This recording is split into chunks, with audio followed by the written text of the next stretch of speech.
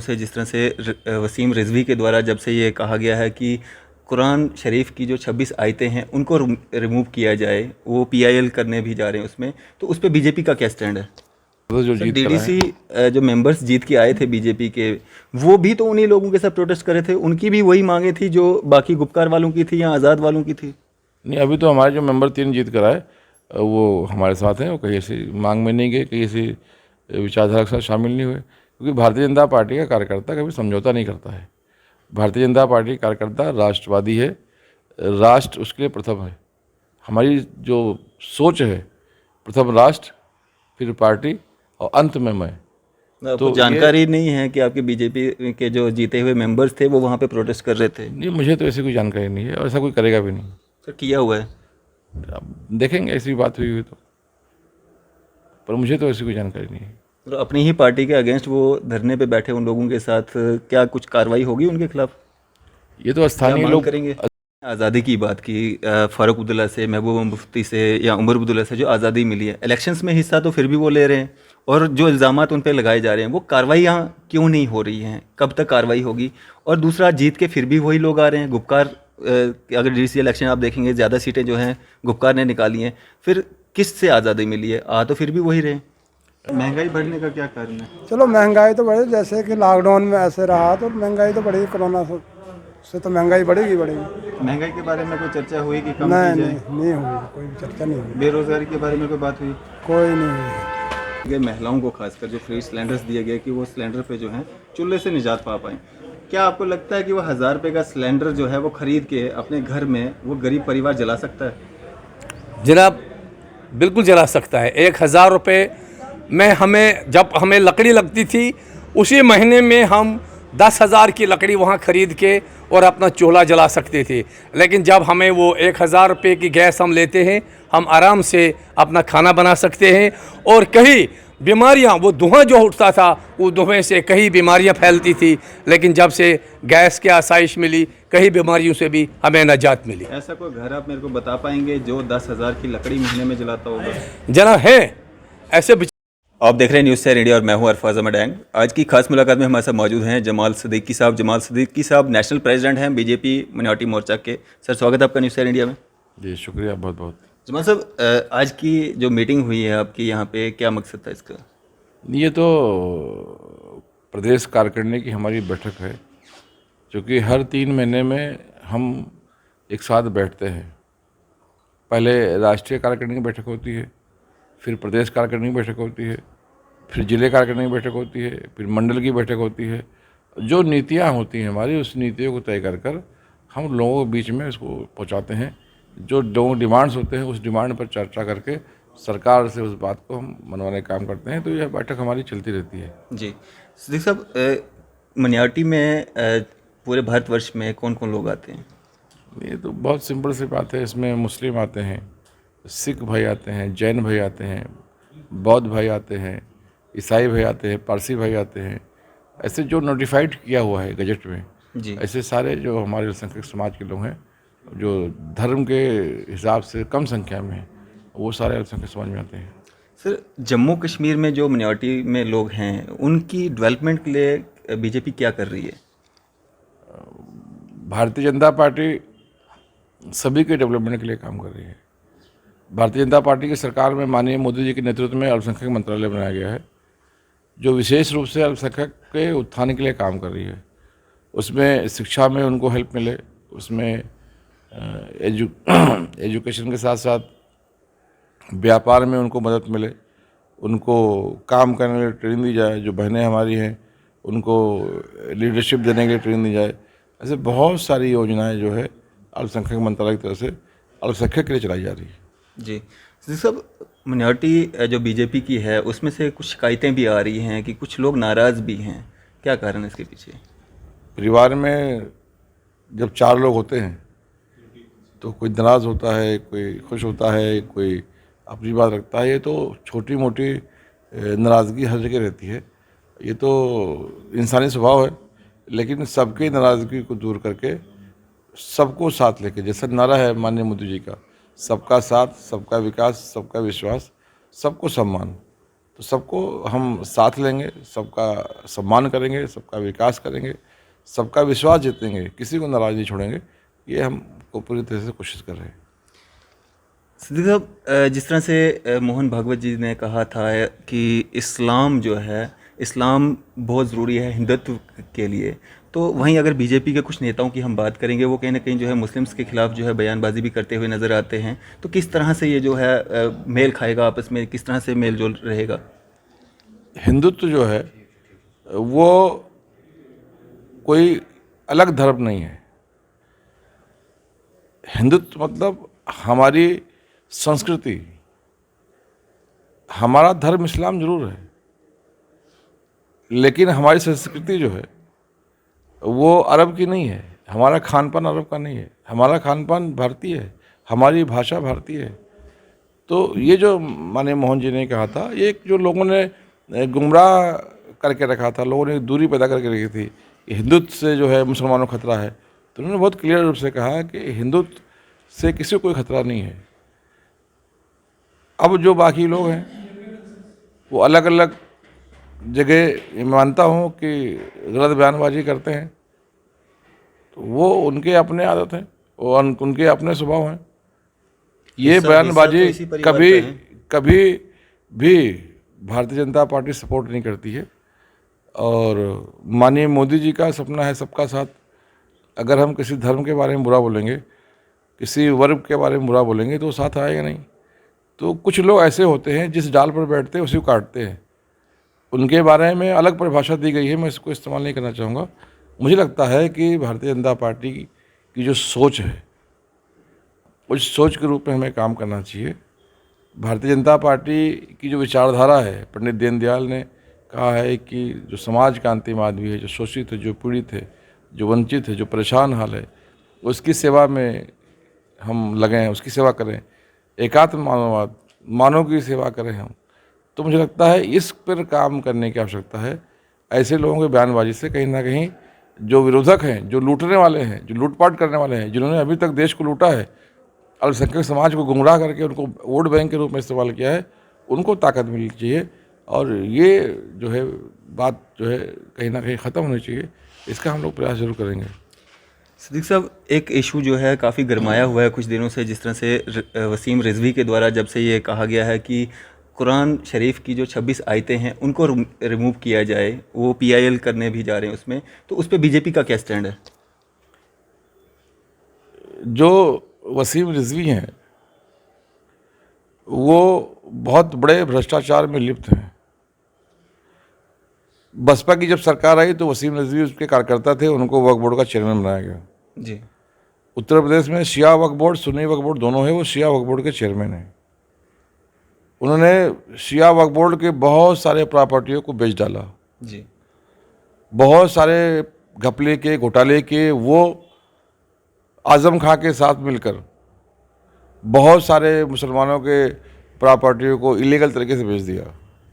जब हमारी सरकार आई तो हमारे मंत्री जनाब मोहसिन रज़ा साहब ने उन पर जांच बिठाई, CBI कार्रवाई की, और अब वसीम रिजवी की जगह जेल है।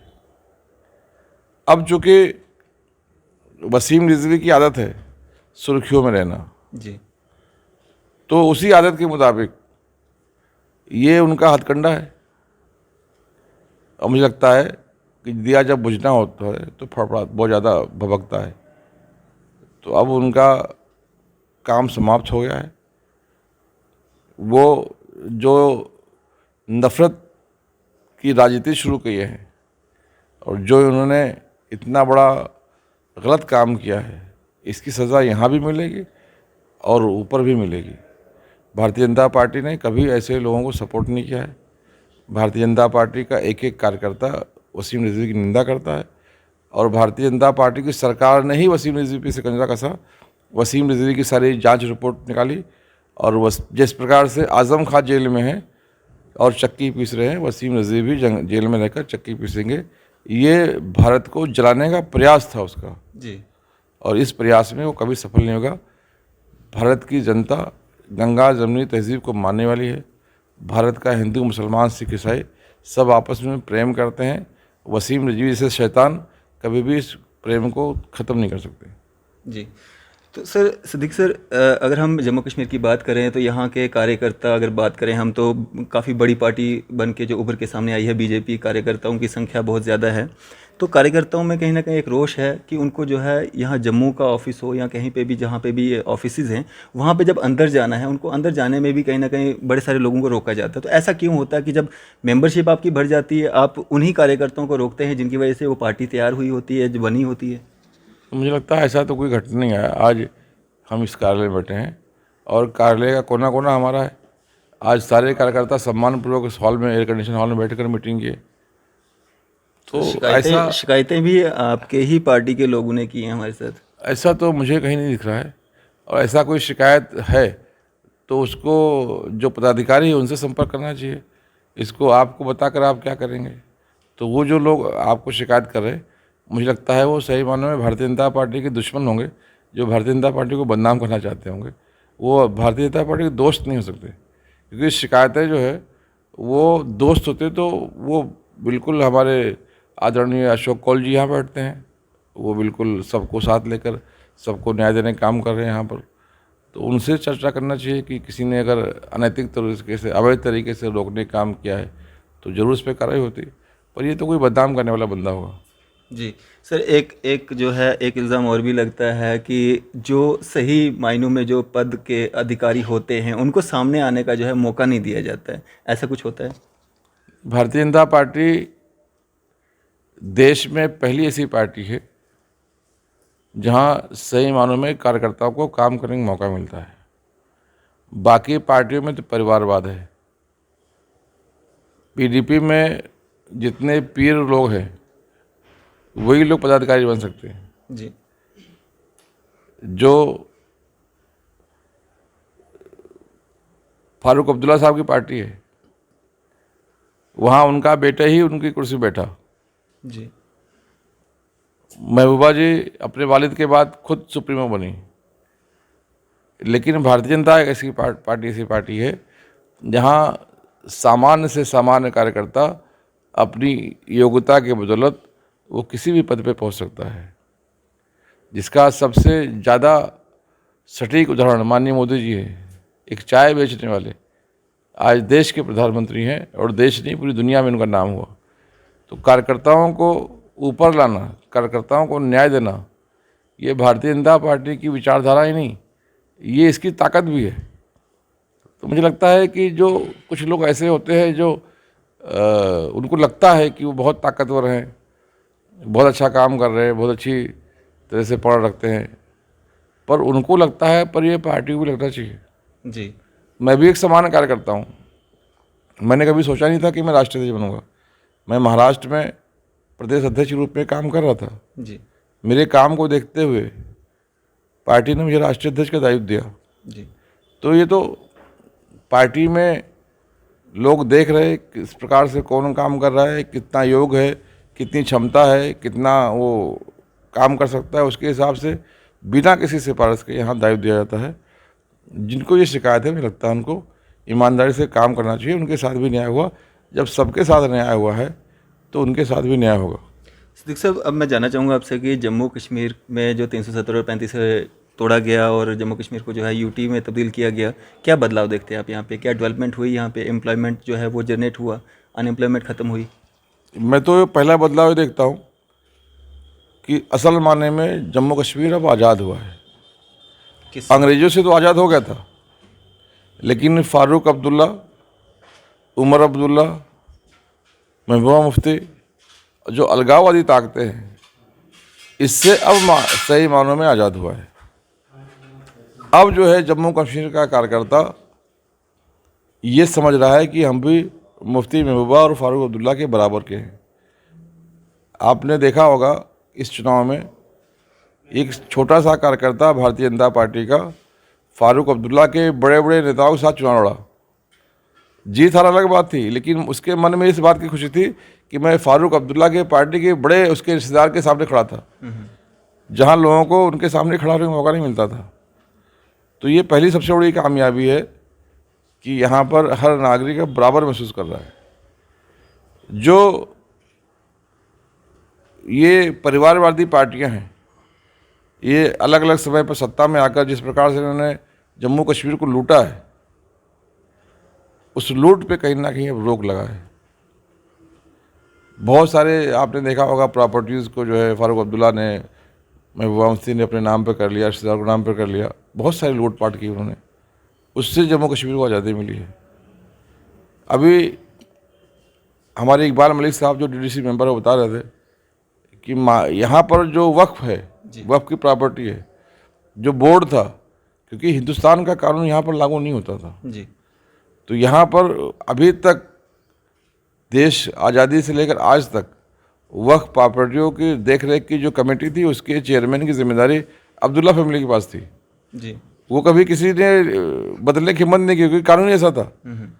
अब पहली बार हिंदुस्तान में जो वक्फ कमेटी का एक्ट है वो जम्मू कश्मीर में लागू होगा।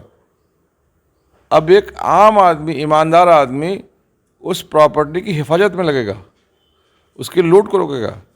आज अगर देखा जाए तो जम्मू कश्मीर में जो वक्फ प्रॉपर्टीज़ हैं, यही सही मानों में हम छुड़ा लें इन लुटेरों से, तो जम्मू कश्मीर के मुसलमानों को किसी केंद्र सरकार से, किसी राज्य सरकार से 1 रुपया लेने की आवश्यकता नहीं है।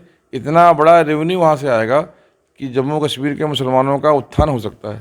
लेकिन इस सब पे उन्होंने जो है लूट मचाया हुआ था, अपने कब्जे में रखा हुआ था, आम आदमी तक ये पहुँच नहीं पा रहा था। तो मुझे लगता है इन सारी बातों से आज़ादी मिली है। अभी दूसरी जो आज़ादी मिलेगी धारा 370 हटने के बाद, कि जो दहशतगर्दी है, जो आतंकवाद के नाम पर लोग अपना खेल खेल रहे, लोग जम्मू कश्मीर को लूट रहे और लोगों को डरा कर रखे हैं, अब भारतीय जनता पार्टी की सरकार माननीय मोदी जी के नेतृत्व में, माननीय अमित शाह जी के नेतृत्व में उस लूट से, उस आतंकवाद से, दहशतवाद से भी आज़ादी दिलाएगी। ये फ़ायदा हुआ है धारा 370 हटने का। सिद्दीक साहब, जिस तरह से आज़ादी की बात की, फ़ारूक अब्दुल्ला से, महबूबा मुफ्ती से या उमर अब्दुल्ला से जो आज़ादी मिली है, इलेक्शंस में हिस्सा तो फिर भी वो ले रहे हैं, और जो इल्ज़ामात उन पर लगाए जा रहे हैं, वो कार्रवाइयाँ क्यों नहीं हो रही हैं? कब तक कार्रवाई होगी? और दूसरा, जीत के फिर भी वही लोग आ रहे हैं। गुपकार, अगर डीसी इलेक्शन आप देखेंगे, ज़्यादा सीटें जो हैं गुपकार ने निकाली हैं, फिर किस से आज़ादी मिली है? आ तो फिर भी वही रहे। मेरा ऐसा मानना है कि ये बहुत समझने वाली बात है कि जो एक दूसरे को देखना पसंद नहीं करते थे, जो एक दूसरे को दुश्मन थे, वो एक साथ खड़े हुए हैं। जी, क्योंकि जब ईरी में ईमानदार एसपी आता है, पुलिस ऑफिसर आता है, तो सारे चोर इकट्ठे हो जाते हैं। जी, और जब सारे चोर इकट्ठे हो जाते हैं तो तत्काल तो फ़ायदा उन्हीं को होता है। तो ये जो गुपकार गैंग को तत्काल जो फ़ायदा मिला है वो बहुत क्षणिक है, बहुत दिन टिकने वाला नहीं है। हमारी और जनता की तो यही जीत है कि यहाँ पर जो वो खूनी खेल खेलना चाहते थे, जो ये चाहते थे कि चुनाव हो ही ना, पहले चुनाव होते ही नहीं थे, जी, जी, तो कम से कम चुनाव की प्रक्रिया शुरू तो करवा दी हमने। अब आने वाले समय में लोग अच्छे उम्मीदवारों को, सच्चे उम्मीदवारों को चुनने काम भी करने वाले हैं। चुनाव होना भी सबसे बड़ी जीत है। जम्मू कश्मीर में चुनाव होते कहाँ थे? ये लोगों के मतदान का हक भी छीन कर रखा था उन्होंने। ये जो चाहते थे वो सरकार बनती थी, लोग वोट कहाँ देते थे? तो अब पहली बार सही मानों में लोकतंत्र यहाँ पर स्थापित हुआ है। पहली बार लोग वोट डाल रहे। मुझे लगता है कि ये जो गुपकार गैंग है, ये जो गुंडों की गैंग है, जो लुटेरों की गैंग है, जो ये शोषण करने वालों की गैंग है, जो जम्मू कश्मीर को बर्बाद करने वालों की गैंग है, ये अभी टिकने वाली नहीं है यहाँ पर। सर, जिस तरह से आपने कहा कि एक दूसरे को देखने को तैयार नहीं थे, उन लोगों ने एक गुपकार गैंग, जिस तरह से आप कहते हैं, वो बना के जो है जीत हासिल की। बीजेपी के जो सदस्य जीत के आए थे, उन्होंने भी तो उनके साथ मिलकर प्रोटेस्ट में हिस्सा लिया और लगातार 2 दिन लिया, तो वो क्या था? नहीं, मुझे तो ऐसी कोई खबर नहीं है, तो स्थानीय लोग बताएंगे। बीजेपी सदस्य जो जीत कर आए, डीडीसी जो मेंबर्स जीत के आए थे बीजेपी के, वो भी तो उन्हीं लोगों के साथ प्रोटेस्ट करे थे। उनकी भी वही मांगे थी जो बाकी गुपकार वालों की थी या आज़ाद वालों की थी? नहीं, अभी तो हमारे जो मेंबर 3 जीत कर आए वो हमारे साथ हैं। वो कहीं ऐसी मांग में नहीं गए, कहीं ऐसी विचारधारा के साथ शामिल नहीं हुए, क्योंकि भारतीय जनता पार्टी का कार्यकर्ता कभी समझौता नहीं करता है। भारतीय जनता पार्टी कार्यकर्ता राष्ट्रवादी है, राष्ट्र उसके लिए प्रथम है। हमारी जो सोच है, प्रथम राष्ट्र, फिर पार्टी और अंत में मैं। तो जानकारी नहीं है कि आपके बीजेपी के जो जीते हुए मेंबर्स थे वो वहाँ पे प्रोटेस्ट कर रहे थे? नहीं, मुझे तो ऐसी कोई जानकारी नहीं है और ऐसा कोई करेगा भी नहीं। सर किया हुआ है। अब देखेंगे ऐसी बात हुई तो, पर मुझे तो ऐसी कोई जानकारी नहीं है। तो अपनी ही पार्टी के अगेंस्ट वो धरने पे बैठे उन लोगों के साथ क्या कुछ कार्रवाई होगी उनके खिलाफ? ये तो स्थानीय मांग लोग करेंगे? स्थानीय लोग उसके बारे में बात करेंगे। मैं तो इसके बारे में जो जानता नहीं, मैं क्या बताऊं। चलें सर, क्या संदेश रहेगा आपका आम जनता के लिए? मैं यही कहूँगा कि भारतीय जनता पार्टी जो सही मानों में जनता की पार्टी है, किसी परिवार की पार्टी नहीं है, उसके साथ जुड़े। भारतीय जनता पार्टी की सरकार इस बार जम्मू कश्मीर में पूरी ताकत के साथ बना दें। जिस प्रकार से उत्तर प्रदेश में सरकार बनने के बाद आम आदमी को राहत मिला है, आम आदमी के घर तक विकास का चिराग पहुंचा है, जिस प्रकार से मध्य प्रदेश में अल्पसंख्यक समाज का विकास हुआ है, पूरे प्रदेश का विकास हुआ है, जिस प्रकार से उत्तराखंड में विकास हो रहा है, जिस प्रकार से पूरे देश में माननीय मोदी जी के नेतृत्व में विकास हो रहा है, जिस प्रकार देश तरक्की के राह पर चल पड़ा है, जिस प्रकार से देश अब माननीय मोदी जी के नेतृत्व में पूरी दुनिया को नेतृत्व देने के लिए खड़ा हुआ है। माननीय मोदी जी के हाथ को मजबूत करें। मैं यहाँ के लोगों को विनती करना चाहूँगा, आपके माध्यम से निवेदन करना चाहूँगा कि इन गैंगों से बचें। ये गैंग खतरनाक हैं आपके लिए, जम्मू कश्मीर के भविष्य के लिए, आने वाले नस्ल के भविष्य के लिए। इनका खात्मा बहुत ज़रूरी है और भारतीय जनता पार्टी के साथ जुड़कर राष्ट्रवादी विचारधारा को लोगों तक पहुँचाने का काम करें, राष्ट्र को उन्नति पर लाने के लिए काम करें। सबका साथ सबका विकास जो माननीय मोदी जी का सोच है, उसको मजबूत बनने के लिए काम करें। चलिए, शुक्रिया सर हमारे साथ बातचीत करने के लिए, अपना कीमती समय देने के लिए। तो ये थे हमारे साथ जमाल सिद्दीकी साहब, नेशनल प्रेसिडेंट बीजेपी मिनॉरिटी मोर्चा के, और जिन्होंने अपने व्यूज़ हमारे साथ साझा किए। मैं अरफाज मडैंग, कैमरामैन शाहनवाज के साथ। सर मेरा नाम है सफदर हुसैन वानी। मैंने तो पहले भी एक इंटरव्यू दिया था। मैं 26 दिसंबर को शायद ज्वाइन हुआ हूँ। इनके कैंडिडेट के हक़ में मैंने ज्वाइन किया था बीजेपी। लेकिन मेरे ज्वाइन करने के कारण ऐसे बने थे कि जब मैंने भारतीय जनता पार्टी के काम देखे तो कांग्रेस के काम भी देखे। 40 साल हुकूमत करने मैं 40 साल कांग्रेस ने हुकूमत की, लेकिन इन्होंने इस वक्त तक ये नहीं सोचा कि ये वो गैस, लोगों को पता नहीं था वो सिलेंडर गैस क्या चीज़ है। न लोगों को ये पता था कि 2000 रुपया किसी के अकाउंट में आता है, वो किस अकाउंट से आता है। न लोगों को ये पता था कि केसीसी लोन के लिए एक मुलाजम के पैर पकड़ने पड़ते थे हमें। लेकिन भाजपा सरकार जब आई तो ये हमारा केसीसी लोन विदाउट गारंटर हमें जब मिलने लगा, 1,60,000 रुपया लोन भी हमें बगैर किसी गारंटर के मिलने लगा। और उसके बाद ऐसा चर्चा हुआ कि इस सरकार के अंदर हमें ये आसाइश एक और मिली कि दवाइयाँ वगैरह और जिनके जो ये गोल्डन कार्ड्स जो मिले, 5 लाख रुपया तक अस्पतालों में एक बीमार को जो आसाइश मिलने लगी, ये भी हमें एक बड़ा आसाइश मिला। रुके पड़े काम जो थे, रोडें जो थी, प्रोजेक्ट्स जो थे, उन पे काम चला हुआ है। लेकिन कुछ हैं लोग कह रहे हैं कि अभी जी यहाँ कुछ महंगाइयाँ हो रही हैं, लेकिन महंगाई के कारण ऐसे हैं कि इस वक्त लोग बेरोज़गारी है, कुछ बेरोज़गारियाँ हैं। हम अब ये चाहते हैं, हमारा एक ही कारण है, हम अपनी सरकार से ये मांग करते हैं कि हमारे बेरोज़गार लोग जो हैं, अभी हमारे कुछ प्रोजेक्ट्स हैं, कीरू प्रोजेक्ट है और इटली प्रोजेक्ट्स है। हम चाहते हैं कि डिस्ट्रिक्ट डोडा के बच्चे और तहसील काहरा और तहसील ठाठरी के बच्चे भी वहाँ जो लगने चाहिए। हम अपनी सरकार से ये गुजारिश करना चाहते हैं। बाकी हमारा एक वादा है, ये हमने एक अहद किया है कि आज की बार भाजपा की सरकार, आज की बार मोदी सरकार जम्मू कश्मीर में आएगी और हमने ये वादा किया है कि रैना साहब को हम जम्मू कश्मीर का चीफ मिनिस्टर बनाएंगे।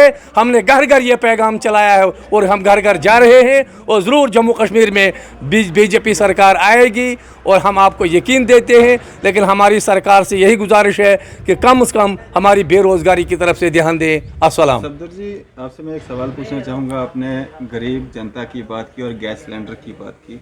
उनको जो है फ्री सिलेंडर्स दिए गए, महिलाओं को खासकर जो फ्री सिलेंडर्स दिए गए कि वो सिलेंडर पे जो है चूल्हे से निजात पा पाएँ। क्या आपको लगता है कि वो 1000 रुपये का सिलेंडर जो है वो ख़रीद के अपने घर में वो गरीब परिवार जला सकता है?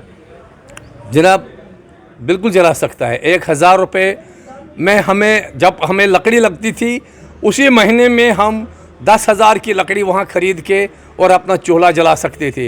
लेकिन जब हमें वो 1000 रुपये की गैस हम लेते हैं, हम आराम से अपना खाना बना सकते हैं। और कहीं बीमारियां, वो धुआं जो उठता था, वो धुएं से कई बीमारियां फैलती थी।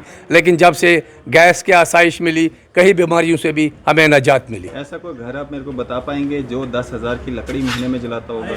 जना है ऐसे बेचारे जो ऊपर बर्फ़बारी, जहाँ ज़्यादा बर्फ़बारी होती है, जहाँ बहुत हमारे इलाके हैं डिस्ट्रिक्ट डोडा के अंदर जहाँ ज़्यादा बर्फ़बारी होती है, जिनको कि बिल्कुल इस वक्त भी वो बुखारी जलाते हैं, चूल्हा जलाते हैं। अब क्या वो गैस जला के रखेंगे? जनाब गैस अब जितना उनके पास, तो तब भी जहाँ अभी तो उन जगहों पे, किसी जगहों पे गैस पहुँची नहीं है, लेकिन जहाँ पहुँची है तब वहाँ लोगों को थोड़ी आसाइश मिल चुकी है।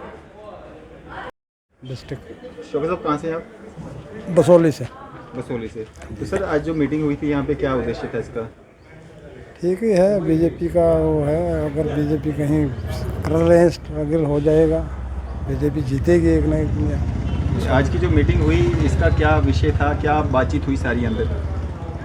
बातचीत तो हर मिशन पर हुई है, किस मिशन पे हुई? जैसे डिस्ट्रिक्ट प्रेसिडेंटों से बात हुई है। जी, हाँ, क्या कहना चाहेंगे, क्या अपील करना चाहेंगे लोगों से? लोगों से यही अपील करना चाहेंगे कि आप साथ दो, हमारा वोट दो, और क्या है। किसका? भाजपा का।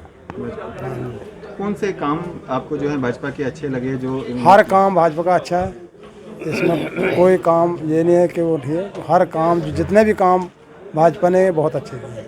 महंगाई बढ़ने का क्या कारण है? चलो महंगाई तो बढ़ी, जैसे कि लॉकडाउन में ऐसे रहा तो महंगाई तो बढ़ी, कोरोना से तो महंगाई बढ़ेगी। महंगाई के बारे में कोई चर्चा हुई कि कम नहीं की जाए? नहीं हुई, कोई चर्चा नहीं हुई, बेरोजगारी के बारे में कोई बात हुई?